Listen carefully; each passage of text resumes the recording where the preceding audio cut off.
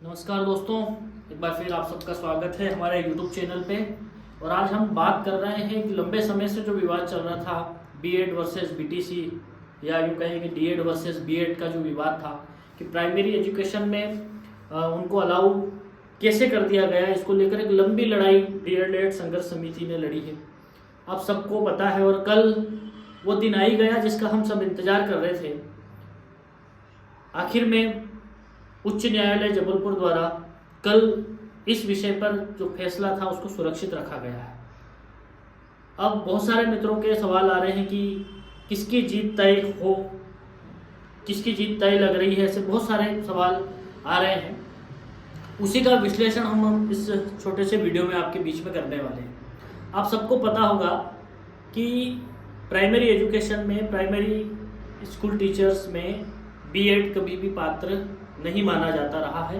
बीच में कुछ गड़बड़ियाँ ऐसी आई थी, वो भी एनसीटी के गलत गैजेट नोटिफिकेशन के कारण, जिसको कि 2018 का जो गैजेट नोटिफिकेशन था उसको रद्द कर दिया गया था। उसके बाद शुरू हुआ था ये विवाद। मध्य प्रदेश में भी ऐसा हुआ था। लगभग 11,000 और कुछ ऊपर शिक्षक जिनको नियुक्त कर दिया गया था, और उसके बाद नियुक्त कर दिया गया था जब भर्ती को सब्जेक्ट टू आउटकम रखा गया था, सर्वोच्च न्यायालय के अंतिम निर्णय के अधीन करने के बाद भी। क्योंकि मध्य प्रदेश का जो केस है वो एक जगह उसको चैलेंज नहीं किया गया है। विज्ञापन से लेकर के आप देखेंगे विज्ञापन को भी चैलेंज किया गया था, भर्ती नियमों को भी चैलेंज किया गया था, और जब नियुक्ति दी गई तो जो नियुक्ति पत्र जारी हुए थे अभ्यर्थियों को, नियुक्ति पत्र में भी स्पष्ट रूप से इस चीज का उल्लेख किया गया था। अभी जो सुनवाई हुई है जस्टिस शील नागू जी की बेंच में, तो यही जस्टिस शील नागू जी के द्वारा 2 बार इस मैटर को किया गया है सब्जेक्ट टू आउटकम। तो कल भी अगर आपने सुनवाई देखी और मैंने पूरी सुनवाई देखी, उसका निष्कर्ष मैं आपको बता रहा हूं कि बार बार, पहली बात तो मध्य प्रदेश सरकार का वही डुलमुल रवैया, अटकाना लटकाना भटकाने वाली प्रोसेस चल रही। 1 महीने का टाइम वो एक छोटी सी जानकारी देने के लिए मांग रहे थे। मतलब सीधा सा था, वो इस विषय को लंबा खींचना चाहते थे ताकि चुनाव के बाद कुछ न कुछ उनके दिमाग में, क्योंकि अभी तक उन्होंने हर बार, लगभग बार बार उनसे जवाब मांगा गया, उन्होंने सारे नियमों को ताक पर रख करके भर्तियां करते रहे। मतलब एक तरह से परम स्वतंत्र न सिर पर कोई, मध्य प्रदेश सरकार ने जो अपना गैर जिम्मेदाराना रवैया इस भर्ती में बनाए रखा, जिसका खामियाजा डीएलएड के अभ्यर्थियों को भुगतना पड़ा और उनकी नौकरियां बीएड के अभ्यर्थी ले गए। बात जब कोर्ट तक आई, कल का जो विश्लेषण था, कल की जो सुनवाई थी, उसमें बहुत महत्वपूर्ण चीजें निकल कर आई।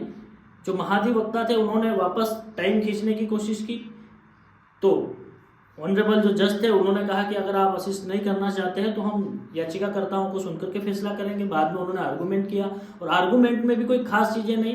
जो 2 लोग थे उनको कहा गया कि इनकी नियुक्तियां हो चुकी है, इसलिए इनकी याचिका को निरस्त किया जाए। बाद में डीएलएड के वकीलों ने उसको बहुत अच्छे से उनके तर्कों को काटा कि यहाँ पर ज्वाइनिंग लेटर की डिमांड नहीं की गई थी, यहाँ पर क्वालिटी एजुकेशन के बेस पर जो एलिजिबल जो डिप्लोमा होल्डर हैं उनके हक की बात कही गई है। और केवल 2 याचिकाकर्ता नहीं है, शताधिक बहुत सारे याचिकाकर्ता इसमें शामिल थे। तो उन्होंने काफ़ी कोशिश की, लेकिन कल के विश्लेषण को देखते हुए जो ऑनरेबल जो जज थे उन्होंने भी काफ़ी सवाल किए बीएड वालों से। और बीएड के वकील जब पढ़ने लगे नियम, जब जज ने पूछा कि क्या शामिल है, तो उन्होंने वही नियम पढ़ा जिसको कहा गया है कि इस पर विचार किया जाएगा।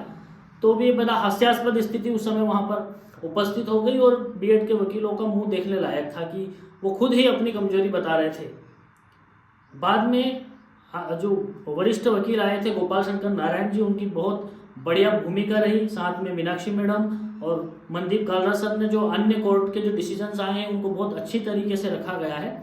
तो पूरा विश्लेषण ये है, किसका परिणाम भारी है अगर इस पर बात करें तो अभी हम कह सकते हैं कि जिस तरह के आर्गूमेंट जो पूरी सुनवाई कल मैंने देखी, और बीएड की वकीलों का जो ढुलमुल रवैया और जवाब नहीं दे पा रहे थे, और डीएलएड की तरफ से बहुत अच्छी वहाँ पर आर्गूमेंट, बहुत अच्छे तर्कों को रखा गया है। इसलिए लगता है कि ये जो फैसला है पूरी तरह से संभावित है कि ये डीएलएड या डीएड के पक्ष में जाए, क्योंकि उनका हक है और अन्य राज्यों में भी ये उन्हीं के पक्ष में गया है। तो हो सकता है, मैं अभी स्पष्ट नहीं कह सकता, जो भी डिसीजन आएगा वो सबके लिए मान्य होगा। लेकिन अभी तक जो कल की जो सुनवाई थी उससे लग रहा है कि डीएलएड के साथियों को निराश नहीं होना है। बहुत जल्दी एक पॉजिटिव न्यूज़ उनको मिल सकती है।